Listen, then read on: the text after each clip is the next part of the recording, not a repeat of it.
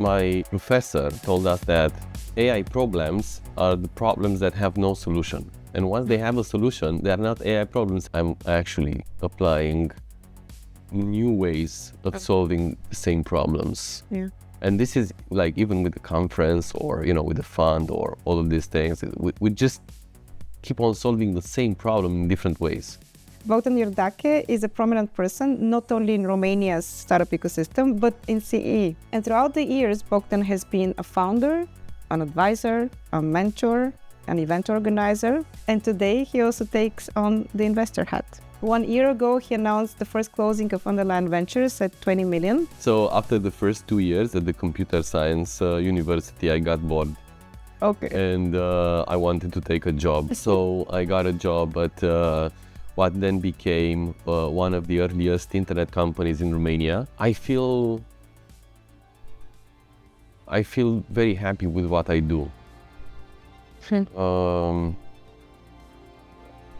It's, we've worked so hard for so long, and being able to do the things that we do now, it's a blessing.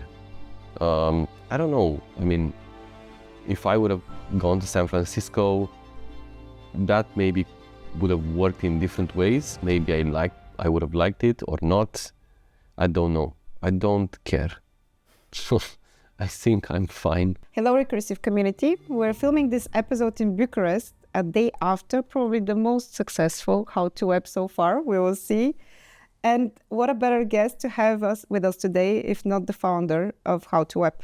Bogdan, it's a real pleasure that you're here with me today. It's been high time. Invite. Yes, you said, what better person to invite after How to Web? I mean, I know a few others who could have been here, especially Alex and Monica, yeah.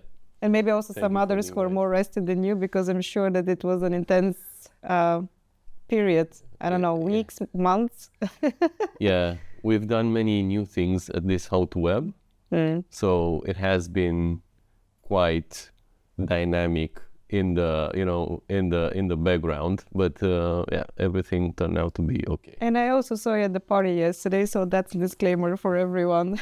I have not crossed the furthest boundaries, the most complex boundaries. Let's say I've been a good boy. A good boy. Yes. Good. Interestingly enough, I just ran into someone who said that he was one of the first volunteers at the first How to Web in 2009. Yes. Driving the speakers from the airport to the conference or to their hotel.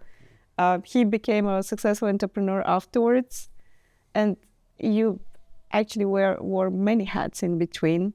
But still, I was thinking back then when you wanted to organize the first tech conference in Bucharest, is it how you imagined it, like you see it today? Did you imagine that it's going to go so far? Yes. Yeah? Yeah. Wow. I have bigger dreams when it comes to How to Web, and we'll get there. But yeah, I imagined exactly what we are doing today. How many people did tell you that it's not going to work back then? I mean, doesn't really matter, right? But I'm sure that there were many. I don't think that in 2009 you had a vibrant startup ecosystem. No. I always tell people this joke about how the startup environment was back then in Bucharest. So in 2006-07, I was a founder of a tech startup. I had a product that was working really well, innovative technology, customers, a good team, and I was looking to fundraise for that company. And the only offer I got was $10,000 for 51% of the company. And this is, when you were a founder back then, you had to deal with this and make something out of whatever you could get. I mean, I passed on that offer, but I'm just saying, that was what we had 17 years ago. And now I have actually a whole functioning angel ecosystem. Yeah. We had 250 funds, I think more than 250 funds coming at How to Web this year from all around the world. Yeah. Yeah, I think it's crazy. It is. And I think it will only get better. I just want to thank you here because this is also a way for us who attended the conference to build those bridges that we need. And I think when you accumulate this kind of data points, that all of us are creating to the people and the ecosystem that you're inviting to How to Web, we all make CAA more successful and Of we course. all open more, better, new opportunities. Of course. So thank you for doing that. I mean, thank you for coming. Yeah. I am very grateful for, the interest that we got this year and in the last years as well, but this year in particular has been very crazy. I remember, I think I was here 5 years ago for the first time. Back then, we were very small also with the media outlet that we were trying to do. Most of the people who were reading us were in Bulgaria, and I think most of the people who were attending How to Web were still Romanians. Of course. And I was very surprised how warm and welcoming everyone was here at the How to Web. And they were embracing the idea of us expanding also to the Romanian ecosystem. And I think we said at some point, and we started talking, hey, we need to bring the Bulgarians to the How to Web. And I was like, okay, you need to help me, have more readers and a greater audience here in Romania. That was the challenge that we had, I think, 5 years ago. Yeah, I mean, I think, what we do is hard and what you do is also hard. Yeah. And you're also doing a big service to the CE tech community. Thank you. Because you put on the spotlight a number of relevant people that now have a voice, beyond their local national outlets, and I think that's amazing. That's a very impactful endeavor. And all the people that you invited from the UK, from the US, from, I don't know, the Nordics and so on and so forth, they now also learn that there is like a source where they can follow the development of the ecosystem. Which, yes, we are exactly. I think already back then we were very aligned on a mission level. And the partnership so far has been great, and it's been always in the service of those ecosystems. Before we continue, I want to invite you in a time machine and bring you back to how it all started. So in a previous interview, you told us that when you were 12-year-old, you wanted to make your own money. So you started a serious business endeavor. Can you tell me a bit more about that? Yeah, that wasn't the first one though. Yeah? Oh, wow, okay. So you had another one before, so even younger? Yeah, well, I mean, it's nothing serious, right? But the very first time I started making my own money, I was 6, and I'm from Turnu Severin. Turnu Severin is this border city on the border with Serbia. Okay. And in communist times, Romania was extremely poor. It's very hard to understand what, like, the level of, I don't know, how indecently poor we were. It was a country where you would go into stores for food and you would not find food. You'd go into stores for clothes and you would not find clothes. It was just horrible. Mm-hmm. And we had this, trading relationship with Serbia, and that made Turnu Severin a special place. So like an exchange kind of economy? Or... Yes. I mean, everybody would go to Serbian, the first cities across the border, and they would sell, I don't know, the cheapest thing that we had, which were then, you'd get some Serbian dinars, and you would use them to buy stuff from Serbia and bring back to Romania for your own use most of the time. So one of the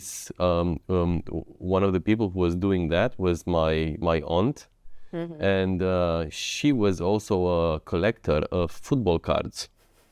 Okay. And it was 1986. It was the football championship, the That was the World Cup, right? World Cup, exactly, in Mexico. Yeah. And before leaving into my summer break somewhere in a different part of Romania, she gave me all her leftover cards. So all the ones that she had, like more than one. Like a spare one. Yeah, more than one Exemplar. of those cards. And I went on to sell them in my summer break. And I made money, and with all the money, I was 6. All the money, I bought ice cream, and I mean, this took on, for a few days. But in my most successful day, I sold so many of these things to other kids which were my age, and they were stealing the money from their parents. That's what I found out later. Of course. And yeah, I mean, it wasn't my thing anyway. I mean, I was a solid business partner, and an honest business partner. Yeah. And I ate so much ice cream, I got sick. The lady from the ice cream machine refused to give me my 9th ice cream. And she just gave me half an ice cream, so I ate 8.5 ice creams that day, and then I got sick. So that was a lesson learned about how to manage your finances and what to do with money when you are 6. Yeah, but then in 12 I sold sunglasses. Okay.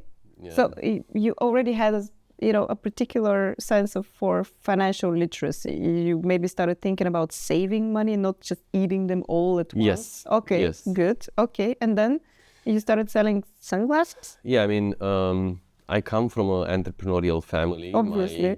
My great-grandparents were entrepreneurs. My grandparents were not entrepreneurs because it was illegal. Yes. And then when the communist regime fell, my parents became entrepreneurs, and one of their businesses was a general store in the center of our city in Turnul Severin, and they were selling sunglasses. Like that was one of the items that we had on sale. Mm-hmm. And I was in the 6th grade. Yeah.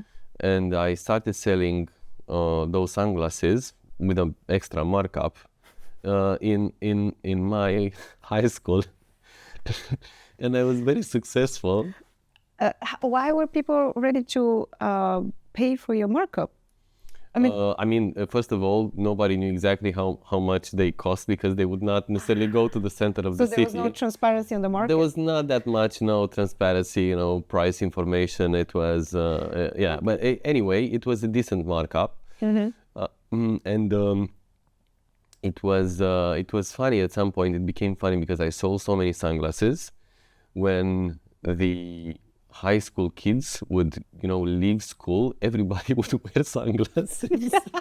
So by me, I mean, it was like not everybody, but I think I reached at some point 70 to 80% market penetration.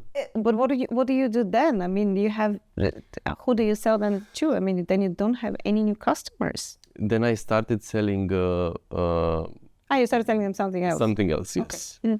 I started selling posters with music bands. Okay. Okay.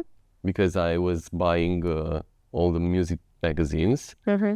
and I didn't care for the posters. I just liked reading the thing. Yeah. And then you'd have in Bravo, you'd have mm-hmm. a two-faced poster, and in Popcorn, you'd have 3 double-faced posters and one which was like a bigger one. Yeah. So if you sold them separately, I would make more money than the money I paid for the magazine. Wow. Okay. So another lesson learned. And how much did you have in your saving account? Did you start saving it? Yeah, I started doing. I had savings throughout my high school as well, and I was selling IT projects. Okay. Okay. So you learned how to sell, obviously. A very Silicon Valley kind of like, story. I don't think. I just, it's just not lemonade. It's just, sunglasses. Yeah, I mean, it's super easy. Like if you read studies about entrepreneurship, I think you know that the biggest factor in influencing somebody to do entrepreneurship is family background, right? Definitely. So like for us as kids, because our parents were selling stuff, right? It was only natural to, also sort of copy them and do what they did. It was super, super easy. True. I didn't grow up in an entrepreneurial family. I just remember that we were ourselves very poor. And I started thinking, how can I somehow pack the toys that I have and look at my stuff and think, what can I actually sell? How can I actually kind of package it so that it's attractive for anyone? But I never tried. And I never really thought that I'm going to be an entrepreneur. I had this very Eastern European idea that, I would start working for, these big names for the corporations, and that's going to give me reputation. I never thought about that. Yeah. Yeah. You chose to study computer science. Yeah. But you also have a degree in AI. Yeah. What year was that you got the degree in AI? 2003. Why back then? I mean, why did you decide to follow this career? Back then, I don't think that so many opportunities were visible in artificial intelligence. They were not. My professor told us that AI problems are the problems that have no solution. And once they have a solution, they are not AI problems anymore. Okay. So, yeah. Interesting. Why did I do that? I think, so when this is how the university years were structured when I was a student. You'd go through three years, which were with sort of a common course structure for everybody, and then last 2 years you had 4 options, and it was they were called C1, C2, C3, C4. And C1 and C2 were very much more like hardware connected, whatever. It felt super impractical because you had no hardware manufacturers here. So like, what would you do? Maybe, I don't know, maybe you're gonna program embedded systems, but there was not much to, I didn't felt excited around those. Then it was, the most popular one was C3, which was a specialization around writing software for network computers, which is basically the internet and all the things that we're using today. And I thought that's just too mainstream.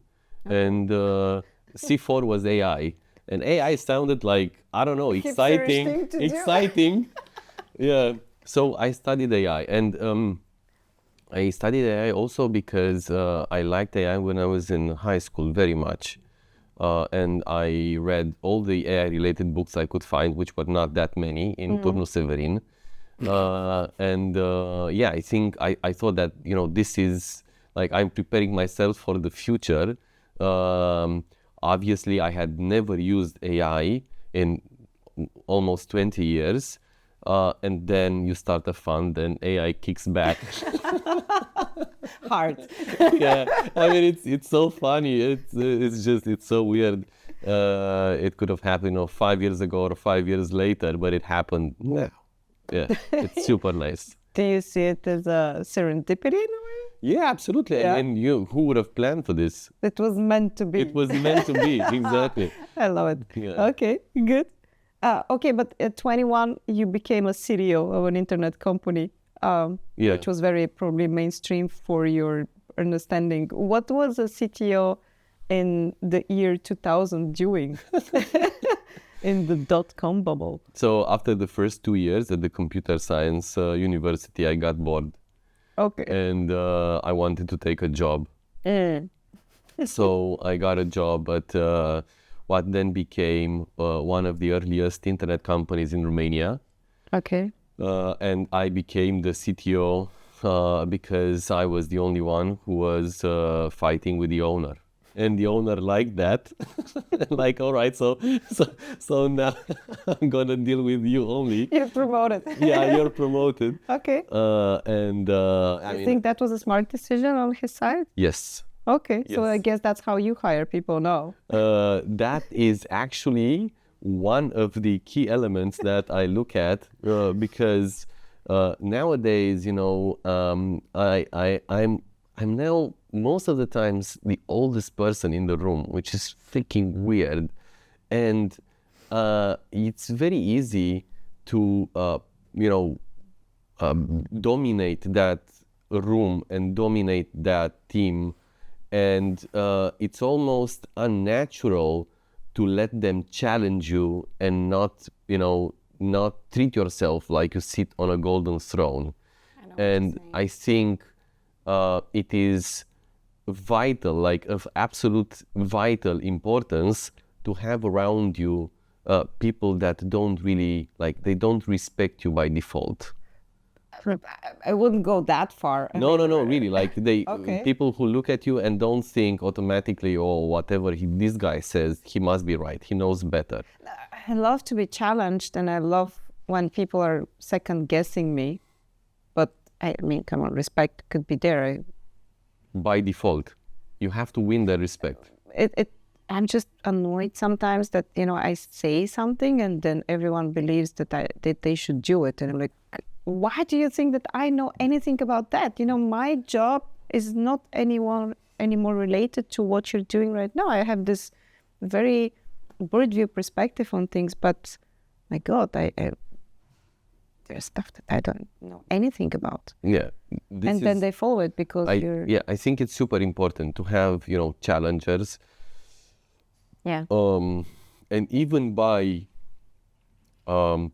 design, to include in your decision process conversations with people who tell you no by default and challenge whatever you do, because that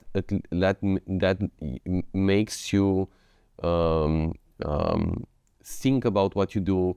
You need to provide arguments to think deeper, and it is so important in my work to have this type of process and not be the emeritus senior guy in a room that everybody bows to. I think it's super important to have debates. I would say that it's probably also super important for the succession of leadership, which actually we see happening very successfully with How to Web. Yeah. I remember you last year, I think we were talking, and you were for the first time not, supposed to... 2 years ago. 2 years ago, yeah. You were not supposed to be involved, yeah. Yeah. And you were like, I feel so weird right now. Yeah, sure. But it's usually the people who can challenge you, who can then take over and the management and the leadership afterwards. Yeah, of course. I have to say, I have learned so much from Alex and Monica with this regard. So much. They have been incredible partners.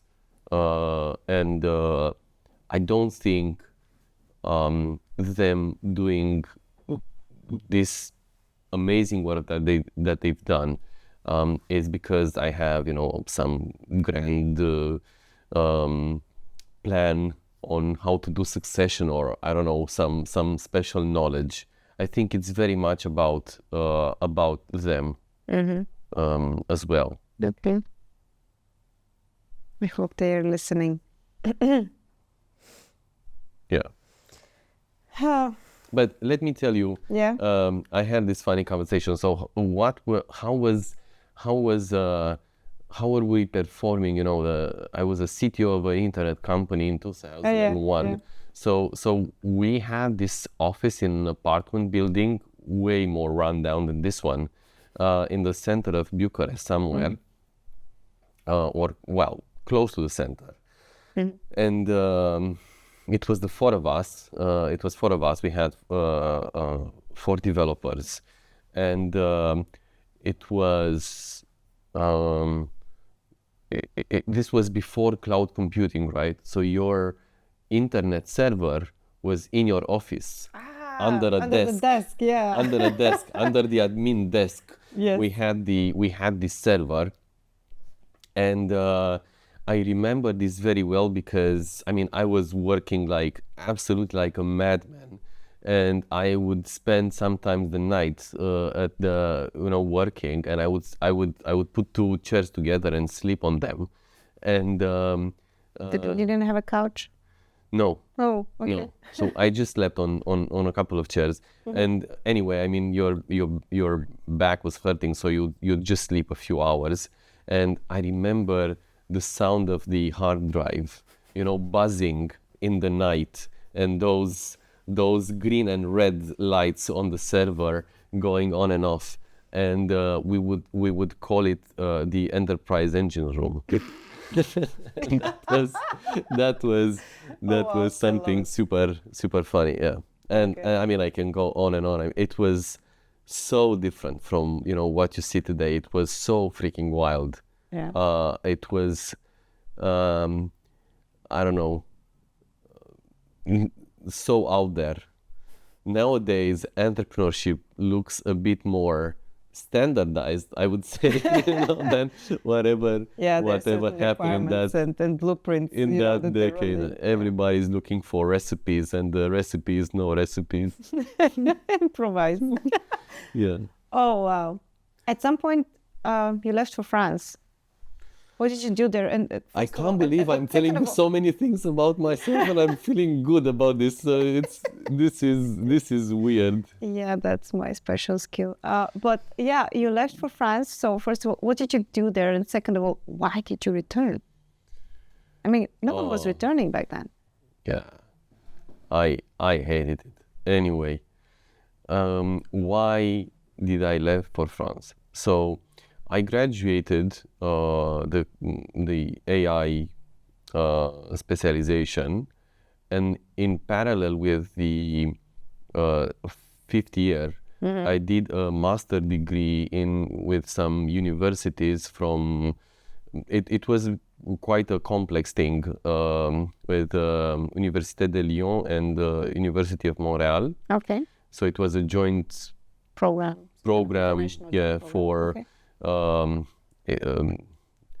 Knowledge extraction from data. That was the subject of the master degree. Also very relevant. Yes, exactly. I mean, that was random. That was nobody planned for that, but super interesting. Yeah. And then my next step would have been to go to do research at the Grenoble AI research lab. Wow. And I got a scholarship. Mm-hmm. And 1 week before going there, the French government changed, and they canceled the scholarships for foreign students. And I think it was under the leadership of Sarkozy or something. I don't remember. But basically my scholarship. Basically my scholarship got cancelled, and my university professor tried to put something together. So the only thing that I could do to sort of continue my research career was to take this research project in Nantes, which was not that exciting. It was just like technically it was less complex. Okay. And I spent 1 year in Nantes working on that and learning a bit. And I did not like living in France, and so I decided to return. I had some offers to do another master degree, a PhD, whatever. Also, my professor told me, Bogdan, I think you like capitalism more than research. So you were too capitalistic for France. Okay. Yeah, I can see that. So so I got back to Bucharest. Yeah, I mean, actually, that was sort of an interesting point, because the other option than going to Bucharest was going to San Francisco. I thought, And of course, always going to choose Bucharest. Oh my God. yeah, Okay. I think that's what I thought. I mean, that year was so painful. I thought, I don't know, man, I don't want to give it another shot going somewhere abroad. And I returned to Bucharest. From today's perspective, you think that's the right decision? I feel very happy with what I do. It's, we've worked so hard for so long, and being able to do the things that we do now, it's a blessing. I don't know. I mean, if I would have gone to San Francisco, that maybe would have worked in different ways. Maybe I would have liked it or not. I don't know. I don't care. I think I'm fine. So you still managed, even in Bucharest, to found several tech startups, some successful, some not so much. Yeah. What did your founder's life look like? Do you miss doing that?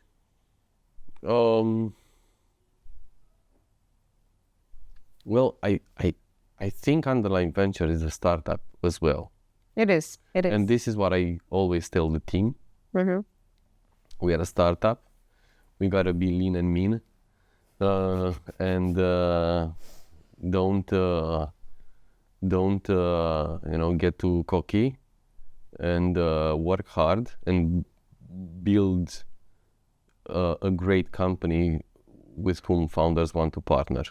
And this is a better use of my talent than founding a proper startup, because I am not a really good, like operationally, I'm not that good. Okay. I'm a man of my father told me when I was like 20, he took me out for beer and he said, listen, Bogdan, some people work and some people think. You think. And get crashed. And that was like, all right. So and he was right. I am not operationally that good. I am more of a person who thinks things through, analyzes stuff. So I'm much better as an investor than if I have to run a super tight ship every day. I'm not that good at ops. Mm-hmm. So now I understand even better why you wanted Adriana so much to work with you. Because she works hard. Yeah, and she also can think, by the way. Yeah, of course. She's good at both. So yeah, but I mean, I also work hard.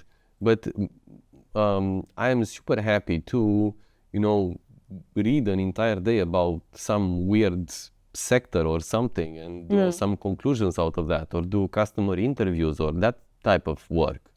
I'm less gifted when it comes to organizing a 50 people team or something like that. I'm not that good at this. Okay, can you also tell me what's your daily practice for not becoming too cocky? What do you do?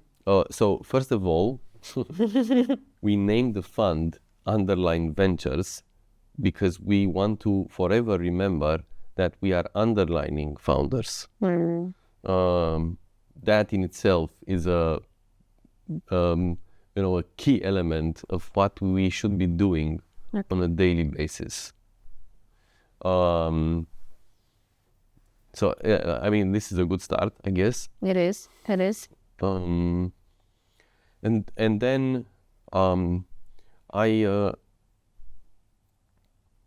obsess about the things that don't work well. It's a bit tiring to work with me because I absolutely obsess about the things that don't work well. I'm trying to figure them out. Okay. And sometimes it's better just to execute, right, and like solve them along the way. Yeah. But my style is to think about them, analyze them, document them. Mm-hmm. Yeah. It's interesting because even yesterday at the party, I was doing my research for our podcast. All right. Mm-hmm. And I was talking to one of your portfolio companies, a founder. All right. And, I was asking, hey, how is it with Bogdan? Actually, he said the opposite. It's actually great to work with you. A bootstrapped founder. You chased him for 2 years. Yeah. And over the years, you actually developed a friendship. Yeah. And he said that since he didn't have to do anything with the whole VC and venture community, he's learning a lot from you, that you are actually someone who is mentoring him as well. I was curious, is it part of being successful in pre-seed? What do you think? And I think pre-seed is it's a space that, at least to me, it seems very difficult because you are spotting those who are not on the radar yet. Yeah. I would not necessarily say that I'm spotting the ones that are not on the radar. I have been, I know who are you referring to. I think it's Leon from Sales Quiz. And Leon has been, he has been discussing with different funds. I think I helped him a bit to prioritize the stuff that he's doing in order to get to become investable. Mm-hmm. Right. I don't consider what I do mentoring. I think like most of the time with founders, they have the same goal as, to create a big success out of what they do, and you just give them your perspective because we live in very different worlds. Founders and investors live in very different worlds. Okay, so we have a very different like perspective. women and men and Mars and Venus. I don't know. Just joking. I mean, it's a middle-aged white guy can't make that joke. Okay, but tell me about the different worlds. That's actually an interesting perspective. Let's explore that. First of all, you as an investor have a really good understanding of, or you should have a really good understanding of how the venture world works. Like, what are the stuff that the next stage investor will be looking at when they evaluate this company, and it's something that you discuss with the founder and you help him. And like, literally, when I say you help him, you actually help him. You don't push this on him. To prioritize the things that he should be doing in order to de-risk this company. Because everybody, when you invest in venture, everybody invests in a potential $1 billion company, but it has a different stage. It's a different stage. It has different prices and different risks, right? So what you do at pre-seed, you have some fundamental risks that you, as an investor, you take upon you. You understand them, you quantify them, you accept them, and you take them upon you, and then you eliminate them. And the next investor gonna pay a higher price for the company because it has less risk, right? Okay. This is a very high level stuff, right? I totally understand it now. It totally makes sense. All right. So from a founder perspective, the founder, I think if there will be one thing to discuss or to exemplify this, would be revenue. Founders ask you, how much revenue should I have in order to raise a seed or a Series A, or whatever. And there is this quantitative dimension, but there is also a qualitative dimension, which is very much around risk, right? So, for example, you have, 1 million in ARR, right?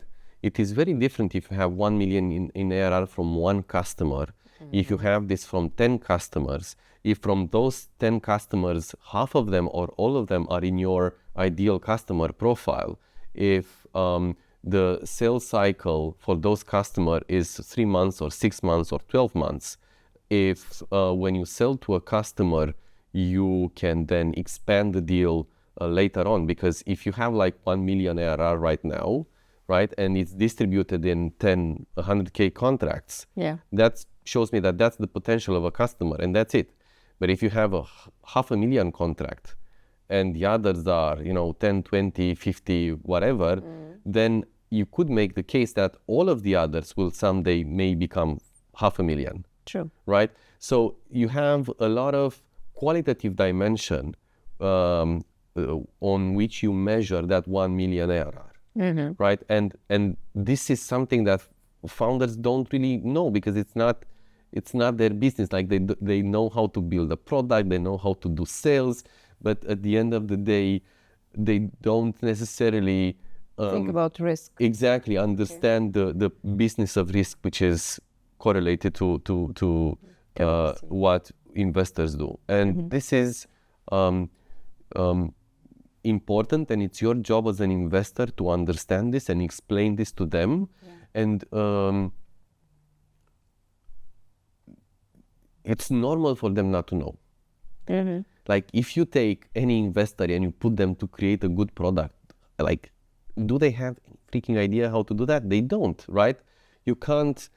I think it's weird that, sometimes investors look at founders and they say, oh, they don't know. Of course they don't know. I mean, it's not their business. No, this is the value add that we have to bring. I find it also interesting, especially at those startup competitions, when investors, start asking all these abbreviation questions. Yeah. And they're like, roasting them because, founders might not know all of them. Especially because the unit economics, Yeah, because the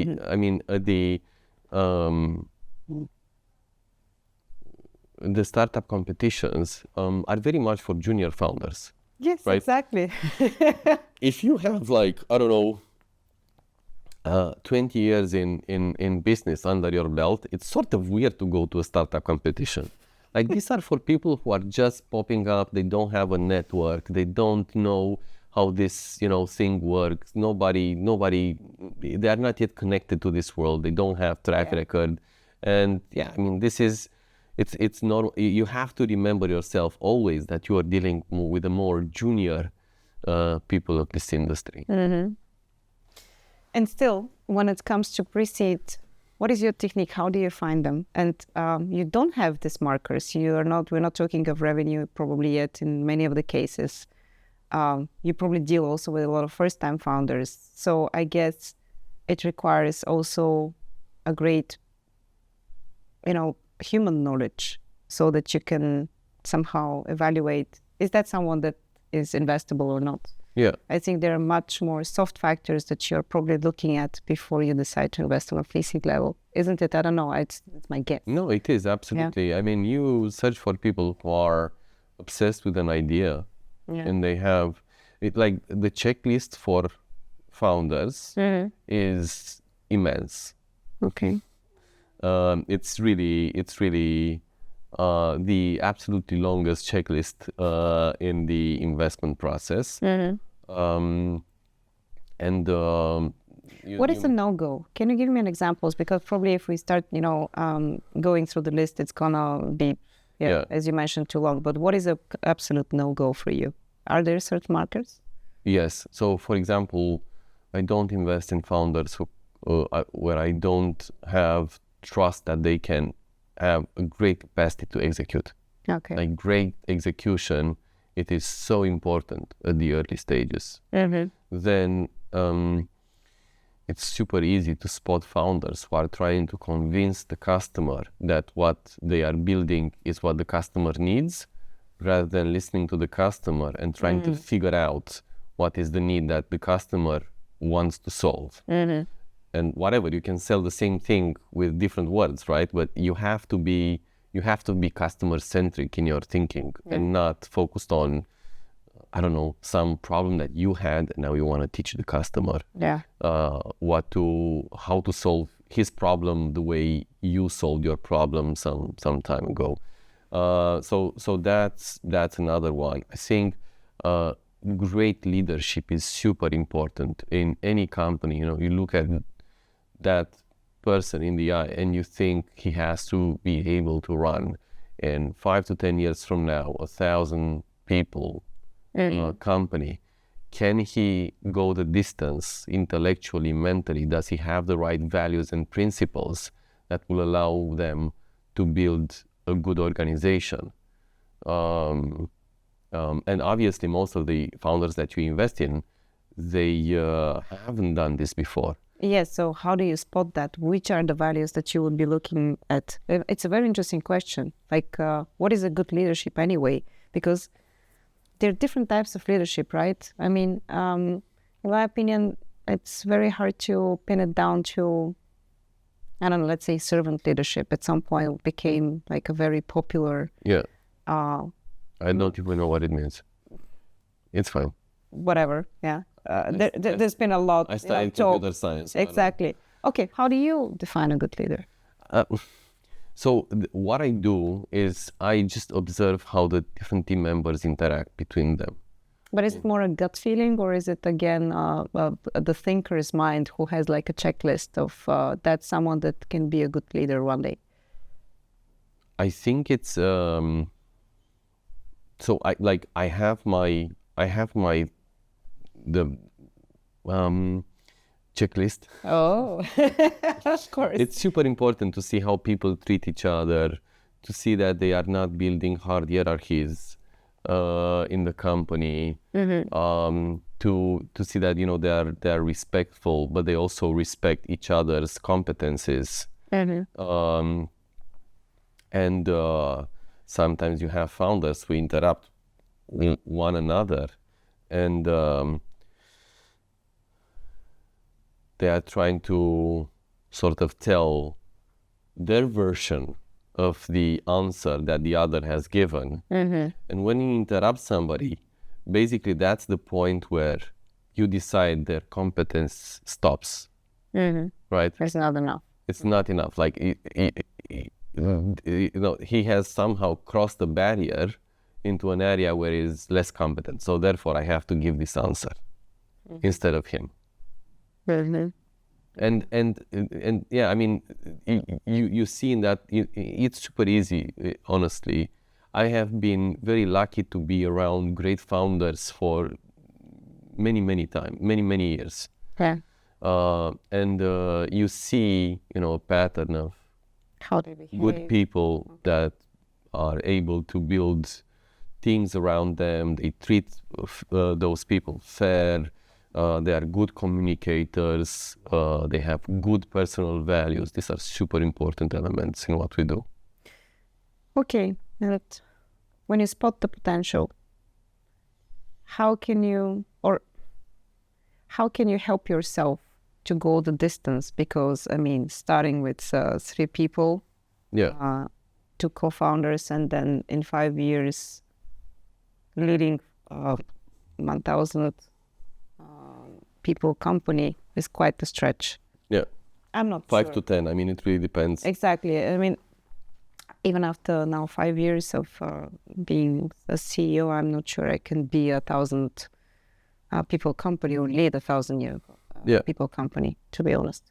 So how do you I mean, you never know until you get there. Right? Of course, but how do you make the stretch, and what can help you get there? What is the training that you need? Do you know? To get there. To get there. What do you do? Do you go, I don't know, to leadership coaching? Do you... Many first-time founders have CEO coaches, and it's a thing that I would really recommend. Okay. If you get yourself a coach, just to, you know, discuss the day-to-day challenges. That's super useful. Okay. And it's better to discuss that with a coach than to your investor many times. Okay, so don't use your investor as a shrink.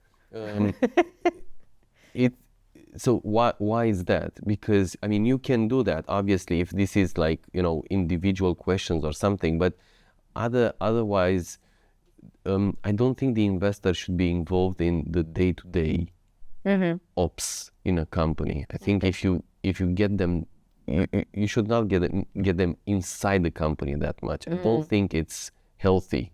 Okay. Right. Interesting. So the investor should play a different, in my opinion. I mean, maybe other people think differently. But Yeah, there's been a lot of talk actually about the founder mode, right? yeah. Lately. So you're touching on a very hot topic right now. Yeah. I mean, founder mode makes sense in the sense that it is indeed very difficult to have a company that, innovates and has speed, momentum, etc., but it's managed like a corporation. Okay. Right, with middle management and reporting and all of that. I think it's just like, it's obviously, it's not really natural, right? So you sort of need a different type of organization, a different type of structure. And from this point of view, the most successful company in the world has been Apple, who's been doing new stuff for years with Steve Jobs, and now after he passed away.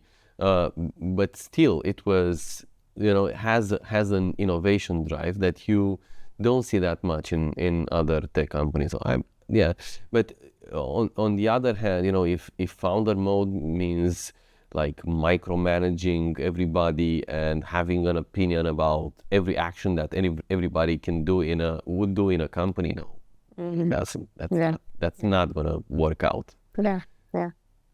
I guess that's been the discussion. Okay.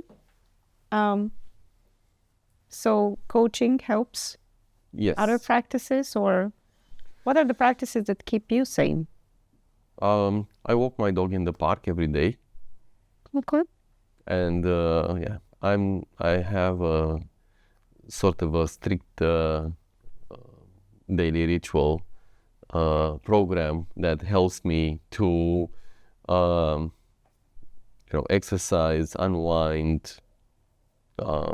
When do you start the day?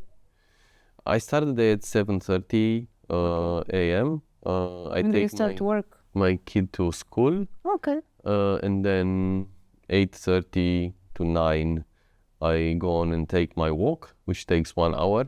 I sometimes do call. I sometimes meet founders for my morning walk. We have a coffee shop. Walk with me. Yeah. No, I mean, it's super popular. Yeah? Yes. Cool. It's one The walks with Bogdan. I mean, you would not believe. I would wanna do a walk with you. That would be interesting. Sure. I mean, tomorrow we can do that. I have a very nice coffee place next to the park where I live, and we go on, have a coffee, and then we walk. We take we do a tour of the park or two if there's more to discuss. Okay. I've made investments in this way. It's a super useful thing. And then at the end of the day, I also take the dog out for a walk, and there's another hour, but that's most of the time just for me and, thinking through the day and unwinding. Me time. Yeah, me time. And because I work from home, it's super funny because in the morning, you leave from home and you return to work. And in the evening, you leave from work and you return to home. I was just about to ask you, because somehow our brains are actually very tuned to, switch their modes based on geographical location. Yeah. So if you work and, sleep at the same spot, sometimes it's difficult to unwind. No problem. Yeah, because you have the walks. Maybe because you just go to work. I have no issue working anywhere. I sometimes switch rooms and I don't know, go in the bedroom or in the living room and just work from there. I have no issue with that. But what about unwinding afterwards? I have no issue with that. Okay. Yeah. I'm when you unwind, you just unwind, you're with the family, with your son. Absolutely. Okay. Wow. And I go back, I read a book, and that's it. So you had this huge plan for yourself to be an investor already 2012, probably, when you finished AI. Major or minor, I'm not quite sure how it's I wasn't I had no idea. I know, But still, obviously, you had this huge plan to one day become an investor and invest in AI companies. So what's the big plan for the next 12 years? What are you going to be in 12 years?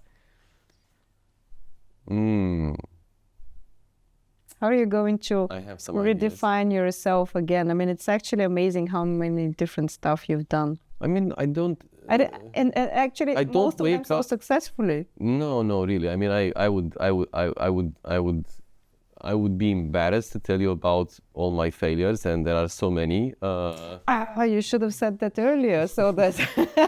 No. Like really, I mean, I've made so many mistakes. Good. We're gonna make another podcast while we're walking with your dog, and you're going to tell me about the stuff that you're embarrassed. We have a deal. Okay. Sure. I'm happy to do that.